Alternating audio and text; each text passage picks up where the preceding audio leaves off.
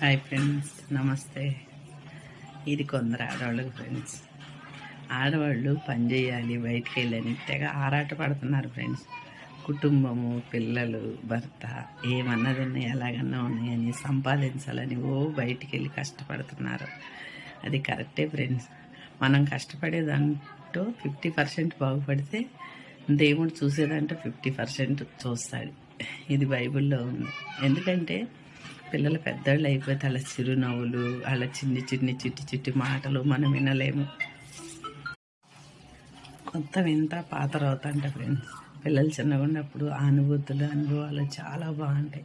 భర్త తెచ్చిస్తే పిల్లలకు వండి పెట్టి సమృద్ధిగా వాళ్ళ కళ్ళల్లో సంతోషాన్ని, వాళ్ళ కళ్ళల్లో తృప్తిని, భర్త ప్రేమను చూస్తే చాలా ఆనందపడుతుంది ఆడది ఫ్రెండ్స్.